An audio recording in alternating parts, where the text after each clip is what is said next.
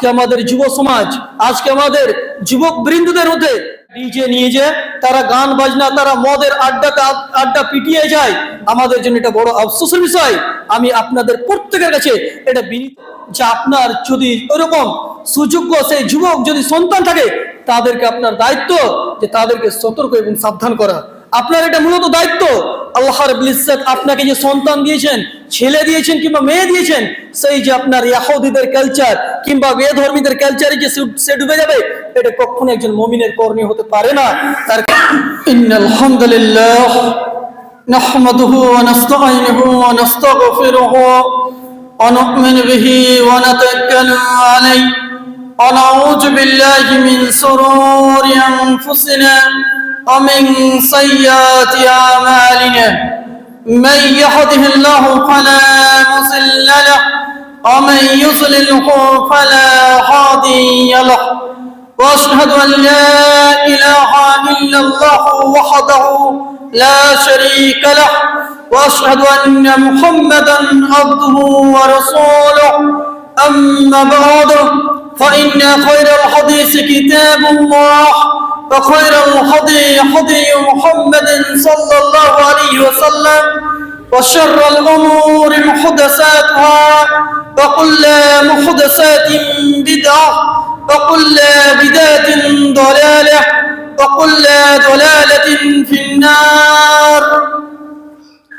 قال الله تعالى: أعوذ بالله من الشيطان الرجيم. بسم الله الرحمن الرحيم.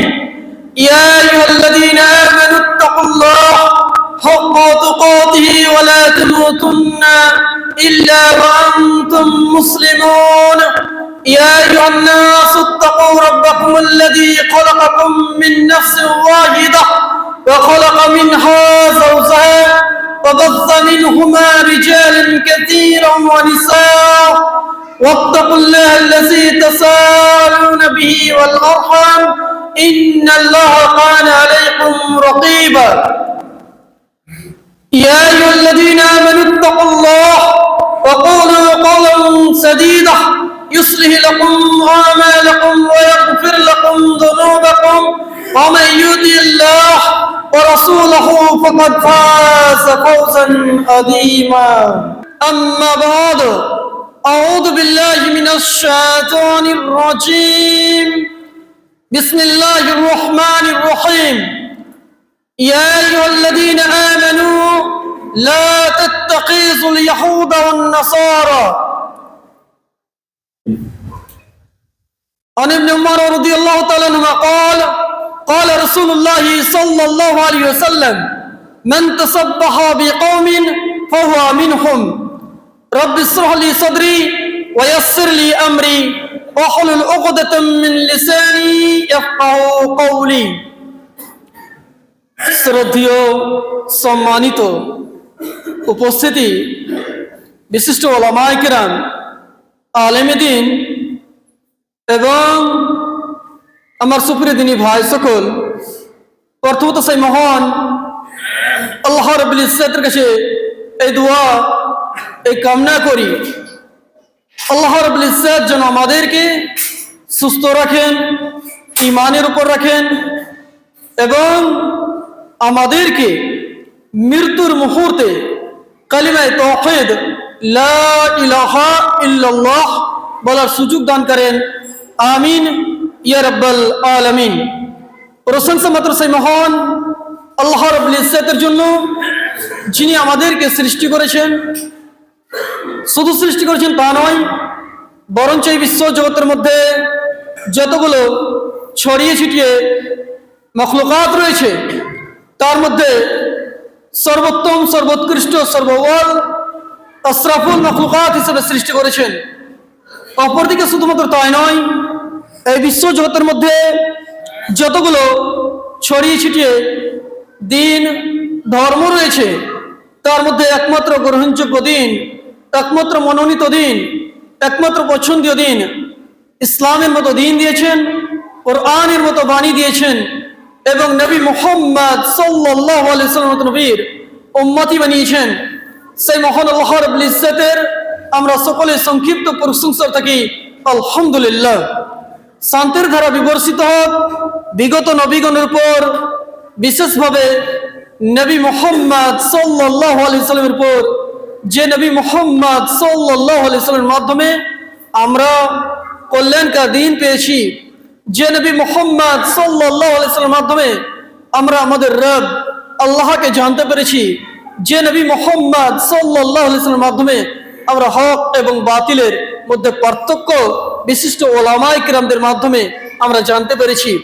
সে নবী মুহাম্মদ সাল্লাল্লাহু আলাইহি সাল্লামের উপর শত কোটি শান্তির ধারা বিবর্ষিত হোক।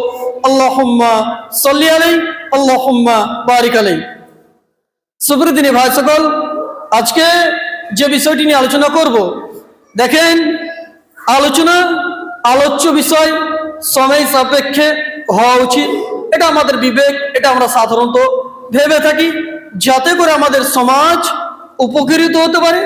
যেগুলো বিশেষভাবে ইসলাম বিরোধী যে কালচার কিংবা সংস্কৃতি আমাদের সমাজে জড়িত রয়েছে, যদি সেটা সময় সাপেক্ষে আমাদের সমাজে অতিবাহিত কিংবা আসার সম্ভাবনা থাকে, বিশিষ্ট ওলামায়ে কিরামদের এটা লক্ষণীয় উদ্দেশ্য হবে যে তিনারা আপনাদেরকে সে বিষয় থেকে সতর্ক করবে এবং সাবধান করবে। আজকে যে বিষয়টি নিয়ে আলোচনা করব, সে বিষয়টি হচ্ছে নতুন নববর্ষ পালন করার ব্যাপারে ইসলাম কি বলে, ইসলাম এই বিষয়ে কি শিক্ষা দেয়। দেখেন, বর্তমান সময়ে আমরা সোশ্যাল মিডিয়ার সঙ্গে জড়িত, প্রত্যেকটা মানুষ বেশিরভাগই সোশ্যাল মিডিয়ার সঙ্গে জড়িত। আজকে নাস্তিকের মাধ্যমে আমরা সোশ্যাল মিডিয়াতে এটাও জেনেছি যে জাভেদ আখতারকে মুফতি সামাইল সাহেব এমনভাবে তার যে থট, তার যে চিন্তা ধারণাকে এত নিচে স্তরে নামিয়ে দিচ্ছে, যেটা আমাদের জন্য এটা গর্বের বিষয়। তবে দেখেন, ইসলাম আকলি দলিল দিয়ে কিংবা বিবেক খাটিয়ে ইসলামের এটা কোনো ভিত্তি নয়, এটা মনে রাখবেন। ইসলামের মেন ভিত হচ্ছে কোরআন এবং সহিহ সুন্নাহ, অর্থাৎ নবী মুহাম্মদ সাল্লাল্লাহু আলাইহি ওয়াসাল্লামের সহিহ হাদিস, সাহাবায়ে কিরামদের আমল এবং আমাদের যে সালাফ বিশিষ্ট ওলামায়ে কিরাম তিনারা কিভাবে ইসলামকে বুঝেছে, এটা হচ্ছে মেন পয়েন্ট। ইসলামকে আমাদেরকে জানতে হবে যে মতো নবী মুহাম্মদ সাল্লাল্লাহু আলাইহি ওয়াসাল্লাম ছেড়ে গেছেন, যে মতো সাহাবায়ে কিরাম আবু বকর সিদ্দিক, উমর বিন খাত্তাব, উসমান বিন আফফান, হযরত আলী, মুসআব বিন উমার, আবু উবাইদা বিন জাররাহ, এই যে সাহাবায়ে কিরাম যে তিনাদের এই জামাত ছিল, সে জামাত কিভাবে বুঝেছেন, সে বুঝটা আমাদের জন্য গ্রহণযোগ্য হবে, যদিও আমার বিবেক সেটা অ্যাকসেপ্ট করুক কিংবা না করুক। চলেন বুঝার চেষ্টা করি। প্রথম কথা হচ্ছে, দেখেন, মানুষকে ভাবা উচিত, মানুষকে চিন্তা করা উচিত যে দেখেন, নতুন বছরের আগমন, নববর্ষ যখন আমাদের কাছে এসে যায়, তখন একজন সত্যিকারী চিন্তাবিদ ব্যক্তি ভাববে, চিন্তা করবে। কেন বলেন তো? যে সময় কিংবা টাইম এত গুরুত্বপূর্ণ যে আপনার জীবনটাই সময়ের উপরে আপনার ডিপেন্ড রয়েছে, আপনার জীবনটাই সময়ের উপরে নির্ভর রয়েছে। যখনই আপনার আল্লাহ রাব্বুল ইজ্জত এই সময় নামক বস্তু আপনার জীবন থেকে ছিনিয়ে নেবেন, তার মানে আপনি এই দুনিয়াতে আর থাকবেন না। এই দুনিয়া থেকে বিদায়ের সেই দিনটা হবে যেই দিন আপনার জীবন থেকে একটা জিনিস আল্লাহ রাব্বুল ইজ্জত নিয়ে নেবেন, সেটা হচ্ছে সময়, সেটা হচ্ছে টাইম, সেটা হচ্ছে টাইম। যখন একজন ব্যক্তির কাছ থেকে এই টাইম চলে যায়, তখন সে চিন্তা করবে যে আমার কাছে এত বড় একটা নিয়ামত ছিল, সে নিয়ামতটা আমার কাছ থেকে, আমার জীবন থেকে একটা বছর কিভাবে আমি অতিবাহিত করে দিলাম, আমার জীবন থেকে একটা বছর কিভাবে চলে গেল। কিন্তু দুঃখজনক হলেও সত্য, আজকে আমাদের যুব সমাজ, আজকে আমাদের যুবক বৃন্দদের মধ্যে দেখা যায় তারা ডিজে নিয়ে যায়, তারা গান বাজনা, তারা মদের আড্ডা পিটিয়ে যায়। আমাদের জন্য এটা বড় আফসোসের বিষয়। আমি আপনাদের প্রত্যেকের কাছে এটা বিনীত আবেদন করে যাব যে আপনার যদি ওরকম সুযোগ্য সেই যুবক যদি সন্তান থাকে, তাদেরকে আপনার দায়িত্ব যে তাদেরকে সতর্ক এবং সাবধান করা। আপনার এটা মূলত দায়িত্ব। আল্লাহ রাব্বুল ইজ্জত আপনাকে যে সন্তান দিয়েছেন, ছেলে দিয়েছেন কিংবা মেয়ে দিয়েছেন, সেই যে আপনার ইহুদিদের কালচার কিংবা বেধর্মীদের কালচারে যে সে ডুবে যাবে, এটা কখনো একজন মুমিনের করণীয় হতে পারে না।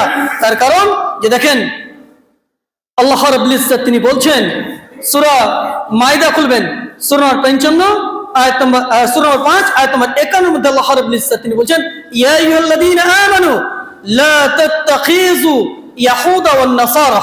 আল্লাহ বলছেন, হে ঈমানদারেরা, হে মুমিনেরা, যারা বিশেষভাবে ঈমান জিনিসকে মেনে নেছো, যারা এক আল্লাহকে যদিও আমরা দেখিনি, কিন্তু আমরা আল্লাহকে মেনে নিছি যে আমাদের রব আছেন, আমাদের স্রষ্টা আছেন, যদিও সেই নাস্তিক, সেই জাভেদ আখতার যদিও সেটা না মানে, কিন্তু আমাদের এটা বিশ্বাস যে আমাদের রব আছেন। আপনি বলুন তো, আপনাদের কাছে প্রশ্ন দিয়ে যাচ্ছি, এই যে সূর্য সকালে উঠে যাচ্ছে, প্রত্যেকটা জিনিসের খালেক স্রষ্টা রয়েছেন আমাদের সমাজে। দেখেন, আপনি যে মোবাইল চালাচ্ছেন, আমি মোবাইল চালাচ্ছি, 1.5 GB নেট আমাদের কাছে রয়েছে, কিংবা যাদের কাছে 5G রয়েছে তারা তো আনলিমিটেড নেট ইউজ করছেন। কিন্তু আপনি যে নেটটা ইউজ করছেন, কিন্তু আপনি বলুন তো, আপনি কি কোম্পানিকে দেখতে পাচ্ছেন? কিংবা আপনার নেট যে কতটা সেখান থেকে আপনার যে খনন হচ্ছে, যে আপনি নেট যে কতটা ইউজ করলেন, সেটা আপনি কিন্তু দেখতে পাচ্ছেন না। কিন্তু এটা আপনার বিশ্বাস যে একজন কোম্পানি রয়েছে, যে তিনি আমাদের এই নেটওয়ার্কে ম্যানেজ করছেন। আপনার বাহ্যিক দিক থেকে আমাদের পার্থিব জগৎকে যদি দেখি, যে আমরা সেটা মেনে নিচ্ছি যে একজন সত্যিকারের মালিক রয়েছে, আর আপনার কোম্পানি রয়েছে। কিন্তু আপনি বলুন তো, সকালে সূর্য উঠে যায়, সন্ধ্যায় আপনার ডুবে যাচ্ছে, অস্ত হয়ে যাচ্ছে, তিনার কি রব নেই? অবশ্যই আছে। অবশ্যই আল্লাহ রাব্বুল ইজ্জত আমাদের স্রষ্টা রয়েছেন।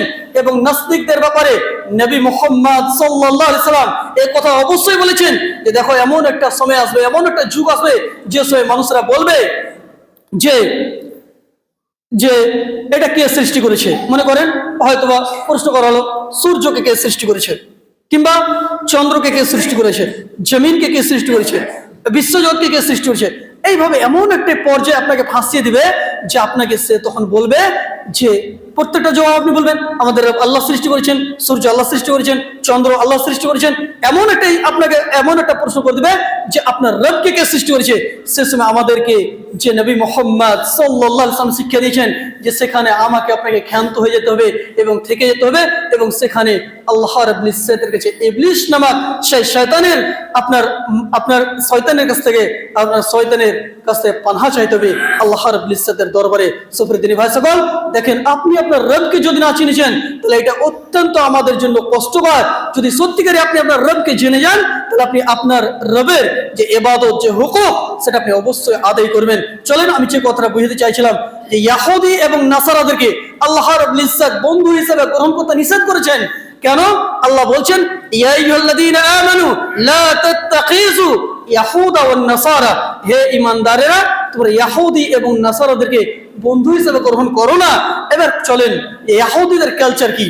ইহুদিরা দেখেন কত বড় তারা আপনার নাইনসাফিকে তারা কিভাবে গ্রহণ করে, এটা বুঝা দেখুন। একটু যদি আপনাকে দৃষ্টান্ত দেখাই, যে আমরা সোশ্যাল মিডিয়ার মাধ্যমে কিংবা বিশিষ্ট ওলামায়ে কেরামদের মাধ্যমে আমরা অবশ্যই জানি যে ফিলিস্তিনে যখন আপনার জার্মানি, যখন হিটলার আপনার তাকরিবান 60 লক্ষ ইহুদিকে, মানে 6 মিলিয়ন ইহুদিকে এক এক করে মেরে আপনার নষ্ট নাবুদ করে দিয়েছিল, কিন্তু কিছু সংখ্যা ইহুদি তারা বেঁচে গেছিল। তখন তারা আশ্রয় নিল কোথায়? ফিলিস্তিনে যে যখন আশ্রয় নিল, তাদেরকে বলল যে আসলে আমরা তো আপনাদেরই গ্রুপেরই লোক। আর রিয়ালিটি যদি দেখেন, তো আপনার ইয়াকুব আলাইহিস সালামের যে আপনার যে 12 জন সন্তান ছিল, তার মধ্যে একজন সন্তান ছিল ইয়াহুদা, এবং তার সন্তান থেকে যে যতগুলো আপনার যে সমাজ সংগঠিত হয়েছে, তারা নিজেকে ইহুদি বলে সেটাকে মান্য করে কিংবা মানে। কথা বুঝতে চেষ্টা করবেন, শর্টে আপনাদেরকে বুঝতে চাইছি। যখন আপনার ফিলিস্তিনে যখন তারা আশ্রয় নিল, সেটা আপনার গ্রহণ করার জায়গা নেওয়ার চেষ্টা করলো। আপনার আস্তে আস্তে এইভাবে হলো কি জানেন, একটু কিছুটা জায়গা নিল, আস্তে আস্তে নিজের আয়ত্তে নিতে নিতে নিতে আপনার ফিলিস্তিনের মুসলিমদের উপরে এখন বর্তমান সময়ে যেটা আমরা দেখলাম, যে তারা তাদেরকেই সেখান থেকে বহিষ্কৃত করছে। আপনি বিষয় দেখুন, আল্লাহ রাব্বুল ইজ্জত যেখান থেকে আমাদেরকে সতর্ক করেছেন, যদি সেটা সতর্ক হিসেবে আমরা মেনে নিই, তাহলে অবশ্যই খায়ের রয়েছে। কেন আল্লাহ রাব্বুল ইজ্জত বলেন যে তোমরা ইহুদি এবং নাসারাদেরকে তোমরা বন্ধু হিসেবে গ্রহণ করো না। তার মানে যদি সেখানে মুসলিম উম্মাহ যদি সেখানেই থেমে যেত যে এদেরকে আমরা বন্ধু হিসেবে গ্রহণ করতে পারি নাই, তাহলে হয়তোবা, কিন্তু এটাও জেনে রাখেন, আল্লাহ রাব্বুল ইজ্জতের যতটা ইচ্ছা আছে, যতটা হওয়ার আছে, সেটা তো ঘটবে, এতে কোনো দ্বিমত করা যাবে না। আমার এখানে বিবেক খাটিয়ে আমার কোনো লাভ নেই, আপনার লাভ নেই। তো আমার বলার উদ্দেশ্য হচ্ছে, দেখেন, যে নতুন বছর পালন করা, এগুলো হচ্ছে বেধর্মীদের কালচার, ইহুদিদের কালচার, আপনার অমুসলিমদের কালচার। কিন্তু আমরা এখান থেকে আমাদেরকে ফিরে আসতে হবে। চলেন, দ্বিতীয় নম্বর পয়েন্টে আমরা আলোচনা করি যে দেখেন, যখন আমাদের মুসলিম সমাজ থেকে বিশেষভাবে আপনার যুব সমাজ যে আমাদের সমাজ থেকে যে উঠে ডিজে নিয়ে যাচ্ছে, গান বাজনা করছে, মদ্যপান করছে। এখানে আমাদের সমাজের কতটা ক্ষতি হচ্ছে আমরা যদি সার্ভে করি তাহলে এর সার্ভে আমরা পেয়ে যাব। আপনার একটা সার্ভে করা হয়েছিল যে আপনার ব্যুরো থেকে একটা 2022 একটা সার্ভে করা হয়েছিল যে পুরা ইন্ডিয়াতে তকরিবান শুধুমাত্র কেবলমাত্র মদ্যপান করার কারণে আপনার 1 লক্ষ মানুষ মারা গেছে। 1 লক্ষ মানুষ মারা গেছে। তার পিছে শুধুমাত্র কেবলমাত্র একটাই কারণ ছিল, সেটা ছিল মদ্যপান, সেটা ছিল মাদক দ্রব্য। আর এই মাদক দ্রব্যের ব্যাপারে নবী মুহাম্মদ সাল্লাল্লাহু আলাইহি সাল্লাম এবং কোরআনে কি শিক্ষা দিয়েছে চলেন একটু বোঝার চেষ্টা করি। আল্লাহ রাসূল সাল্লাল্লাহু আলাইহি সাল্লাম তিনি বলেন ইজতানিবুল খামর ফাইন্নাহা উম্মুল খাবাইস। এর বুঝুন, আল্লাহ রাসূল সাল্লাল্লাহু আলাইহি সাল্লাম তিনি বলছেন যে তোমরা মাদক দ্রব্য থেকে বেঁচে থাকো, তোমরা মাদক দ্রব্য থেকে, নেশাদার দ্রব্য থেকে বেঁচে থাকো। ইজতানিবুল খামর ফাইন্নাহা উম্মুল খাবাইস। কেন? মাদক দ্রব্য হচ্ছে প্রত্যেকটা অশ্লীল, প্রত্যেকটা মন্দ কর্মের এটা হচ্ছে মূল কিংবা মা। কথা বুঝবেন, ভালোভাবে চেষ্টা করুন। মাদক দ্রব্য হচ্ছে প্রত্যেকটা অশ্লীল, প্রত্যেকটা আপনার মন্দ কামের এটা হচ্ছে মা কিংবা মূল। এবার কথা হচ্ছে যার মানে কি, এর মানে হচ্ছে যে যতগুলো আমাদের সমাজে অশ্লীলতা ছড়িয়ে পড়ছে তার পিছনে যদি আপনি কারণ দেখেন যে মাদক দ্রব্য। আজকে ঝগড়ার হার কেন বাড়ে? আজকে যে আমাদের সমাজে এমনও মানুষ আছে যে নিজের স্ত্রীকে স্ত্রী বলে বুঝতে পারে নাই, নিজের মাকে মা বলে বুঝতে পারে নাই। কখন? যখন সে মাদকের সঙ্গে জড়িত থাকে, যখন সে নেশাদার দ্রব্যের সঙ্গে জড়িত থাকে। সুপ্রিয় দিনী ভাই সকল, আমি যে পয়েন্ট আপনাদেরকে বুঝাতে যাচ্ছি যে দেখেন আমাদেরকে মাদক দ্রব্য থেকে, আপনার মদ্যপান থেকে এখানে ফিরে আসতে হবে। তার কারণ নবী মুহাম্মদ সাল্লাল্লাহু আলাইহি ওয়াসাল্লাম তিনি বললেন ইজতানিবুল খামর ফাইন্নাহা উম্মুল খাবাইস। তোমরা মাদক দ্রব্য থেকে বেঁচে থাকো। তার কারণ এই মাদক দ্রব্য, এই আপনার নেশাদার দ্রব্য প্রত্যেকটা অশ্লীল, প্রত্যেকটা মন্দ কর্মের এটা হচ্ছে মূল, এটা হচ্ছে মেন। আজকে দেখেন, আজকে আমাদের সমাজে আমার বাড়ি হচ্ছে ইলামি, আমি ইলামি থেকে যখন সংগ্রামপুর যাই কোনো কারণবশত অনেক মানুষকে দেখি জানেন এই মদ্যপান করার কারণে, মাদক দ্রব্যের সঙ্গে আপনার যুক্ত হওয়ার কারণে রাস্তায় পড়ে থাকে। আমি যখন ভোরে সকালে যখন যাই, এমনকি তার যে বস্ত্র, তার যে কাপড়, সে কাপড়ও ঠিক থাকে না। আমাদের সমাজে হয়তো আপনিও দেখেছেন যে অনেক মানুষ যখন মদ্যপান করে নেয় তো তার ব্রেনটা আপনার হারিয়ে যায়। আর খামর মানে হচ্ছে হারিয়ে যাওয়া, সেটা বিলুপ্ত হওয়া, সেটা ছুপিয়ে যাওয়া। কথা বুঝবেন, আবার বোঝার চেষ্টা করুন যে খামর মানে হচ্ছে, এর লগবি মানে হচ্ছে যে আপনার ঢেকে দেওয়া, সেটাকে আর করে দেওয়া, হাইড করে দেওয়া। কিন্তু শরীয়তের মানে হচ্ছে যখন কোনো ব্যক্তি মাদক দ্রব্য পান করে কিংবা এমন একটা বস্তু পান করে যে বস্তুর কারণে তার ব্রেনের যে ক্ষমতা, ব্রেনের যে তাকাত, ব্রেনের যে ক্যাপাসিটি সেটা কিন্তু বিলুপ্ত হয়ে যায়, হারিয়ে যায়। তখন সে হক কোনটা ভালো কোনটা মন্দ এটা পার্থক্য করতে পারে না। এমনকি আমি নিজে দেখেছি নিজের আম্মাকে সে স্ত্রী বলে নিসবত করেছে। কারণ একটাই কারণ যে সে মাদক দ্রব্যের সঙ্গে জড়িত ছিল। চলেন তার পরবর্তী কথা হচ্ছে যে আমাদের যুব সমাজকে বিশেষভাবে যদি আপনার ছেলে থাকে, আপনি সে সমাজের সঙ্গে জড়িত, যে সমাজ থেকে ডিজে নিয়ে যাচ্ছে, মাদক দ্রব্য নিয়ে যাচ্ছে, তাহলে সেখান থেকে আপনাদেরকে ফিরে আসতে হবে এবং তাদেরকে বুঝতে হবে। তার কারণ একজন মুমিন, একজন মুসলিমের মূলত দায়িত্ব হচ্ছে একজন বাপের যে নিজের ছেলেকে সুন্দরভাবে বুঝতে হবে। কেমন? লুকমান আলাইহিস সালাতু ওয়াস সালাম তিনি বলছেন ইয়া বুনাইয়া, এ আমার ছেলে। কিন্তু আজকে দেখেন আমাদের সোসাইটি, আমাদের সমাজে কেমন হয় যে আপনার ছেলে যখন আপনার কথা শুনে নাই তখন আপনি কি করেন? তাকে বিতাড়িত করেন, তাকে কঠোরভাবে শাস্তি দেন। হ্যাঁ, অবশ্যই শাস্তি দেওয়ার আপনার হক রয়েছে, কিন্তু আপনি মূলত তার পূর্বে আপনাকে সুন্দরভাবে, সঠিকভাবে তাকে বুঝতে হবে। তার প্রতি আপনি যে শব্দগুলো বলবেন যাতে তার হৃদয়ে সেটা কাজ করে। তার কারণ লুকমান আলাইহিস সালাতু ওয়াস সালাম তিনি বলেন ইয়া বুনাইয়া, এ আমার আদরের ছেলে, এ আমার সন্তান, লা তুশরিক বিল্লাহ ইন্না শিরকা লা যুলমুন আসিম। তিনি বলছেন, এ আমার আদরের ছেলে, তুমি আল্লাহর সঙ্গে শিরক করো না। শিরক হচ্ছে সবচেয়ে বড় জুলম, অত্যন্ত আপনার জুলম হচ্ছে শিরক করা। তো কিভাবে বললেন যে এ আমার আদরের ছেলে? ঠিক সেই মতো আপনি আপনার ছেলেকে, যদি আপনার সেই ছেলে আপনার পিকনিক মানাতে যাচ্ছে, 1 তারিখ মানাতে যাচ্ছে, কিংবা এই গঙ্গার ধারে যাচ্ছে, কিন্তু আপনি এটা দেখে হবেন যে বিশেষভাবে এই গঙ্গার কিনারে, যদিও আপনাদের গ্রামে না হতে পারে, হয়তো ইলামি থেকে চলে এসছে, কিংবা আমাদের ঝাড়খণ্ড থেকে চলে এসছে, কেন এই যে আমাদের যে এই যে গঙ্গার কিনারাতে দেখবেন 1 তারিখের দিন বিশেষভাবে তারা এই যে কাণ্ড করে থাকে। এখান থেকে আমাদের সমাজকে, আমাদের সোসাইটিকে আমাদেরকে রক্ষা করতে হবে, তাদেরকে বাঁচাতে হবে, তাদের প্রতি আমাদের গুরুত্ব দিতে হবে। তার কারণ হচ্ছে দেখেন, কাল কিয়ামত দিবসে আল্লাহ রাব্বুল ইজ্জত কাল কিয়ামত দিবসে প্রত্যেকটা আদম সন্তানকে 5টা প্রশ্ন যতক্ষণ পর্যন্ত করবেন না, ততক্ষণ পর্যন্ত তার পা গুলো হিলতে দেওয়া হবে না। এই হাদিসটি সুনান তিরমিজির মধ্যে রয়েছে, আপনার 2416 নম্বর হাদিস। বোঝার চেষ্টা করুন। আব্দুল্লাহ ইবনে মাসউদ রাদিয়াল্লাহু তাআলা আনহু তিনি বলেন যে নবী মুহাম্মদ সাল্লাল্লাহু আলাইহি ওয়াসাল্লাম তিনি বলেছেন, লা তাজুলু কাদামা ইবনে আদম ইয়াউমাল কিয়ামাহ হাত্তা ইসআলু আন খামসিন। নবী মুহাম্মদ সাল্লাল্লাহু আলাইহি ওয়াসাল্লাম তিনি বলেছেন যে আদম সন্তানের 5টা প্রশ্নের যতক্ষণ পর্যন্ত সে জবাব দিবে নাই, ততক্ষণ পর্যন্ত তাকে হিলতে দেওয়া হবে না। কথা বুঝবেন? আদম সন্তানকে একটা লাইনে দাঁড় করে দেওয়া হবে, যতক্ষণ পর্যন্ত সে নিজের সেই 5টা প্রশ্নের জবাব আল্লাহ রাব্বুল ইজ্জতের দরবারে সে পরিবেশন করবেন না, ততক্ষণ পর্যন্ত তাকে হিলতে দেওয়া হবে না। তার মধ্যে প্রথম প্রশ্ন হবে, আন উমরিহি ফিমা আবলাহ। তোমাকে যে উমর দেওয়া হয়েছিল,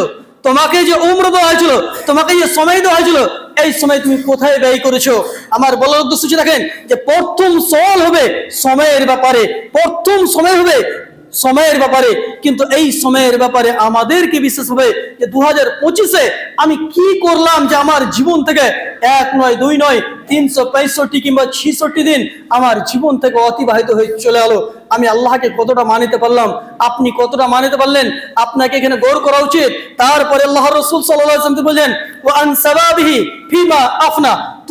তোমাকে যে আল্লাহ রাব্বুল ইজ্জত তোমাকে যৌবন দেওয়া হয়েছিল, তোমাকে যে যুবক পিরিয়ড যে দেওয়া হয়েছিল, তোমার যে জওয়ানি কাল দেওয়া হয়েছিল, এই কালটা তুমি কোথায় ব্যয় করেছো? কথা বুঝবেন, দুটোই কিন্তু সময়ের ক্ষেত্রে। প্রথমটাও হচ্ছে সময়ের ক্ষেত্রে, মানে 365 দিনের মধ্যে আপনাকে যতটা আল্লাহ রাব্বুল ইজ্জত আয়ু দিয়েছেন, কথা বলার চেষ্টা করুন, যতটা আপনাকে উমর দিয়েছেন, প্রত্যেকটা সেকেন্ডের, প্রত্যেকটা মিনিটের আল্লাহ রাব্বুল ইজ্জত কাল কিয়ামত দিবসে যতক্ষণ পর্যন্ত আমার আপনার কাছে হিসাব না নেবেন, ততক্ষণ পর্যন্ত আপনাকে হিলতে দেওয়া হবে না। তারপরে আপনাকে যে আপনার জওয়ানি দেওয়া হয়েছিল, যে যুবক পিরিয়ড যে দেওয়া হয়েছিল, ইয়াং পিরিয়ড যে দেওয়া হয়েছিল, এই পিরিয়ডটার উপরে খাস ভাবে আপনাকে প্রশ্ন করবে। এর কথা বুঝুন, যে আমাদের যে মনে করেন কাউরি বয়স হয়তো 60 বছর 65 বছর, আল্লাহ রাব্বুল ইজ্জত প্রত্যেকটা সেকেন্ড, প্রত্যেকটা মিনিটেরই আমার আপনার প্রশ্ন নিবেনি। কিন্তু তার সাথে সাথে একটা হচ্ছে এমন একটা পিরিয়ড, যে পিরিয়ডে মানুষ যদি ভালো কিছু করতে চায় তবুও সম্ভব, আর মন্দ কিছু করতে যায় তবুও তার একটা ইম্পর্টেন্ট টাইম হচ্ছে, সেটা হচ্ছে ইয়াং কাল, সেটা হচ্ছে আপনার ইয়াং পিরিয়ড। যে আপনার আমি যখন যুবক থাকবো, দেখেন একজন ব্যক্তি হয়তো বা মনে করেন 70 বছর বয়স হয়েছে, 70 বছর বয়স হয়েছে, তার কাছে যদি মনে করেন, সাপোজ দ্যাট, বোঝার চেষ্টা করুন, 70 বছর বয়স হয়ে গেছে, তার কাছে একটি যুবতী মহিলাকে রাখা হয়। আপনার কাছে প্রশ্ন করি, সে 70 বছরের সেই বৃদ্ধ ব্যক্তি, সে মহিলাটার সঙ্গে কুকর্ম করতে পারে? জি না, সম্ভব না। কিন্তু একজন যুবকের দ্বারা এটা সম্ভব, এটা কিন্তু সম্ভব। আমার বলার উদ্দেশ্য হচ্ছে দেখেন, যে আমাদেরকে এটা ভাবা উচিত যে আমি যে 365 দিন, আমি যে একটা বছর 2025-কে আমি যে অতিবাহিত করলাম, আমার জীবনে আমি কি এমন আমল করলাম যাতে আমার রব রাজি হয়ে যান, যাতে আমার খালেক আল্লাহ রাব্বুল ইজ্জত তিনি আমার জন্য সেটা স্যাটিসফাইড হয়ে যান। এখানে আমাদের গৌরব ফিকর করা উচিত। কিন্তু এটাও জেনে রাখুন যে হয়তো বা ভাববেন যে 2026 হলো, তো প্রথম তারিখ তাহলে আমরা কি করবো? ইবাদত বেশি বেশি করে করবো? জি না, এটাও না।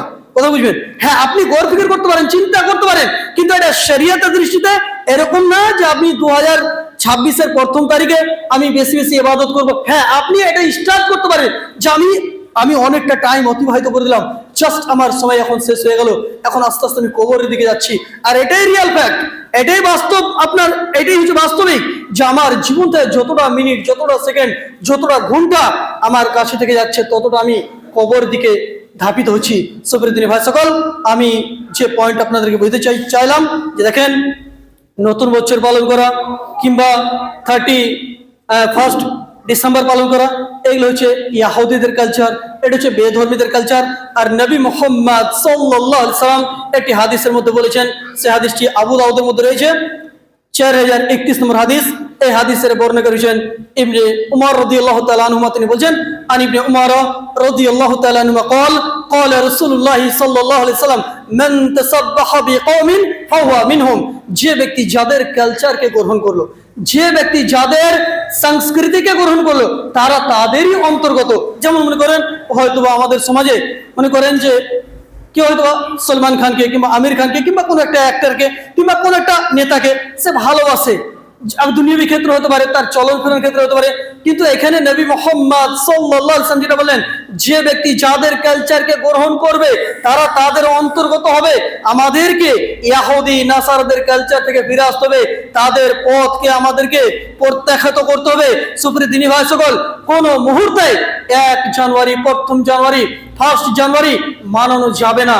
এখান থেকে আমাদেরকে ফিরে আসতে হবে এবং নিজের সন্তানদেরকে, নিজের ভাতিজাদেরকে, নিজের সমাজের যারা বিশেষভাবে যুব সমাজ রয়েছে, আপনার প্রতিবেশী হতে পারে, আপনার বাড়ির আশেপাশে হতে পারে, তাদেরকে আমাকে আপনাকে বুঝাতে হবে। বিশিষ্ট ওলামায়ে কেরাম রয়েছেন, তাদের ব্যাপারে বিশেষভাবে আপনারা তাদের কাছ থেকে জানকারি নেবেন যে আমাদের সমাজে এই ধরনের বিশৃঙ্খলা যাতে না হয়।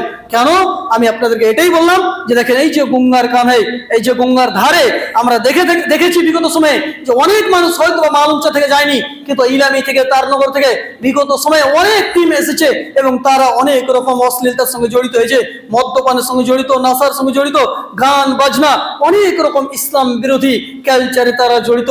আমাদেরকে, আমাদের সন্তানদেরকে সে পথ থেকে ফিরে আসতে হবে, তাদেরকে নিয়ে আসতে হবে। এখান থেকে আমার কথাকে ইতি করছি।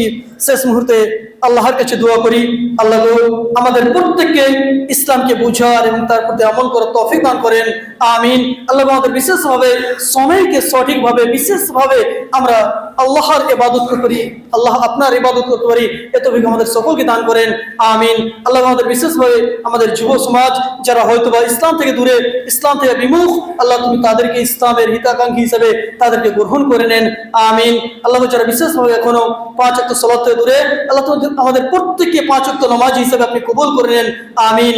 আল্লাহ যারা বিশেষভাবে অসুস্থ রয়েছে, আল্লাহ তুমি তাদেরকে শিফা দান করো, আমিন ইয়া রাব্বাল আলামিন। যদি কোনো শব্দের মাধ্যমে ভুল ত্রুটি হয়ে থাকে, আপনারই ছোট্ট ভাই, ছোট্ট সন্তান হিসেবে ক্ষমা দৃষ্টিতে থাকবেন। রব্বানা তাকাব্বাল মিন্না ইন্নাকা আনতাস সামিউল আলিম।